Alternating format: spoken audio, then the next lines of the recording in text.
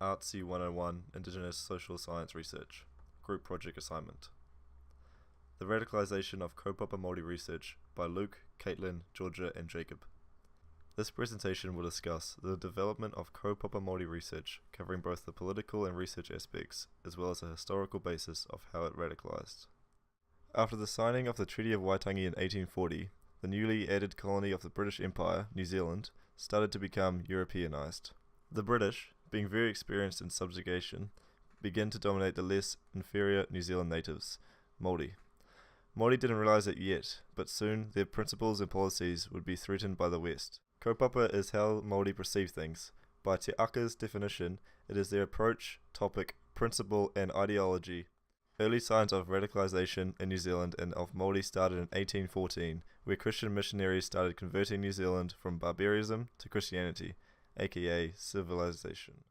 Through education, missionaries thought they could pull Māori from their primitive thinking, kaupapa, to a more civilized Western manner, and their first school was opened in 1816. The Māori, which already had whare wānanga, a place where Māori's perspective of knowledge was taught. However, Māori openly wanted their children to go to Pākehā schools to learn about the Western ways that built great warships and advanced technology. The control of the curriculum was held by the missionaries, which led to the banishment of non-Christian knowledge in all Pākehā schools. The British continued to rule New Zealand, and further radicalization of the Kaupapa Māori continued. Kaupapa Māori research has a paradox in that it must stand separate from science, but also must engage Western knowledge for wider understandings. It has long been believed that the outcome of the research is not knowledge, but culture. The knowledge is often disregarded as it is not scientific and factual, but is based on oral history passed down from generation to generation. This is seen to be not challenging enough to the dominant discourse of academic Western research. Over time, however, Kaupapa Māori research has become a way to challenge ways of understanding that is justified by Euro reason.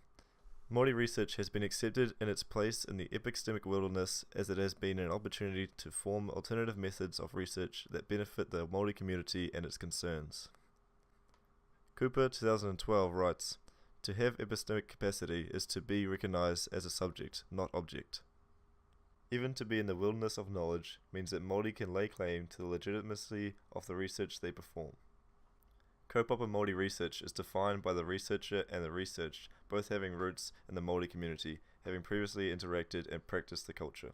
Walker, Ekitone and Gibbs, 2006, write that Māori research promotes tino rangatiratanga, which is the independence in carving out their own path within or possibly without the academy. Some argue that Pākehā can participate in conducting the research as long as they exhibit mana towards Māori tikanga and be as open as the Māori are to them. Māori research often involves kaumatua for deeper insight and is often gathered using qualitative methods, which fit more comfortably within the Māori way of doing, as Walker, Ekitone and Gibbs 2006 write. Kaupapa Māori research has strong political motives and underlying reasons. Its main political motive is to widely promote the importance of Māori culture in New Zealand. It also provides a political opposition and stance for Māori against Western ways of both politics and research. This enables them to assert their culture and offer a better political agenda for Māori. Hoskins 2012 says, "Politics informed by Māori cultural ethics glimpses a different, certainly riskier, but ultimately more radical and productive politics." Another political motive for Kaupapa Māori research is decolonizing the politics and research that is involving Māori.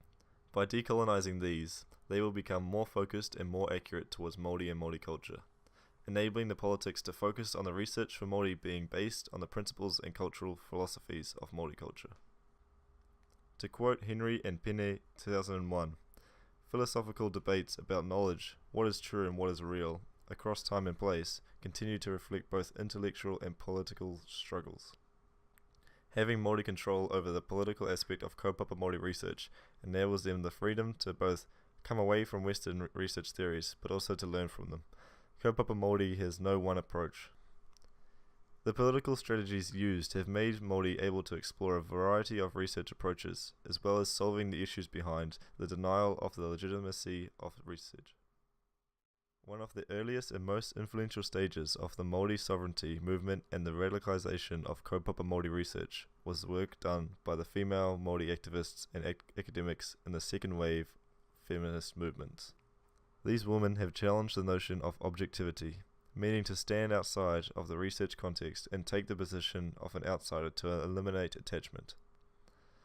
They instead viewed emotions as something positive, suggesting an insider's position can give insight, knowledge, and understanding to the social context. Keeping Indigenous knowledge alive requires resistance, refusal, and the transformation of perspective on Māori knowledge.